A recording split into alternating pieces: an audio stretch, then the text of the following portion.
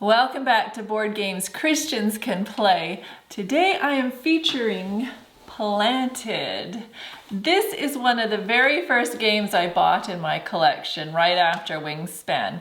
I saw this game, I didn't know anything about it, but it had plants on it and I love plants, so I knew I had to get it. I knew it would be a good game. It's by Phil Walker Harding. I don't know anything about him except that I really like his game Planted, but I know he's done a number of other games. And it's published by Buffalo Games and Puzzles. So it's a game all about houseplants. You are building up your own beautiful set of houseplants. You are allowed a maximum of 6 cards in your house. And the way you get cards is we each start out with 8 cards.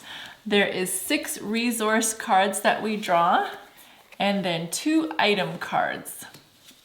So we look at our cards and we look at our plants and we see what the food is needed for our plants.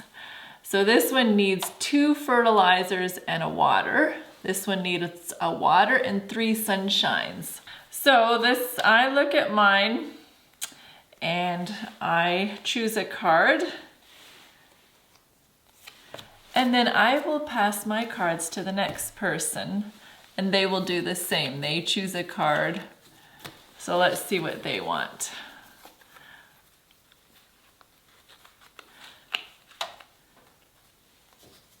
They could use some water, so they're gonna keep this double water card.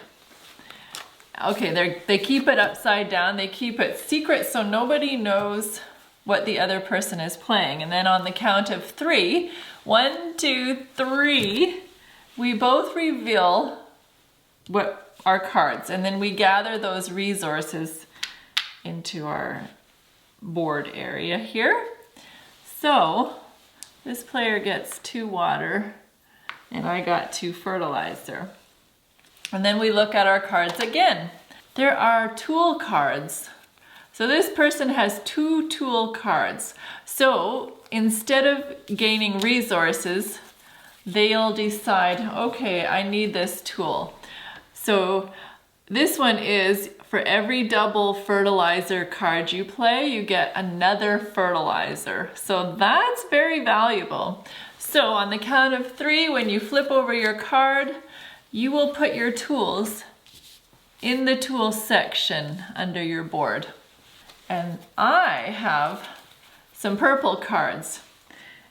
And these are decorations. They're called decorations. This one's a macrame basket. Gain 1 point for each hanging plant that you own. And there's the hanging plant symbol. And this one is gain 3 points for each set of hanging, shelf, and floor plants that you own. So these are really good. These are for end game scoring.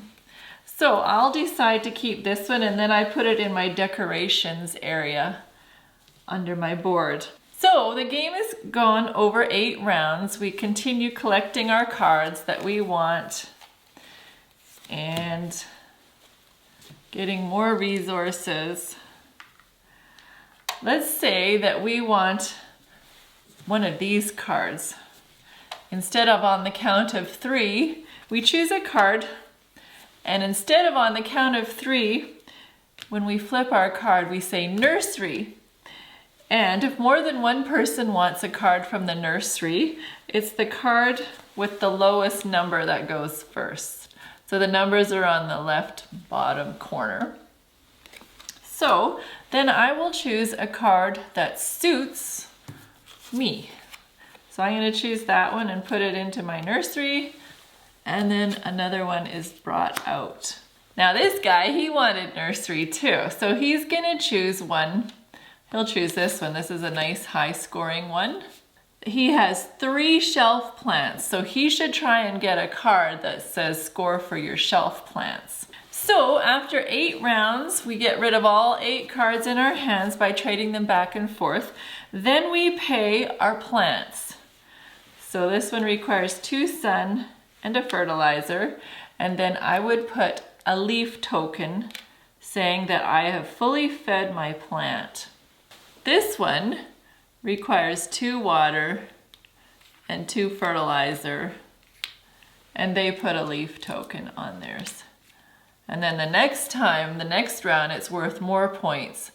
2 green thumbs gives you any resource that you want. So that's kind of valuable to get some green thumbs.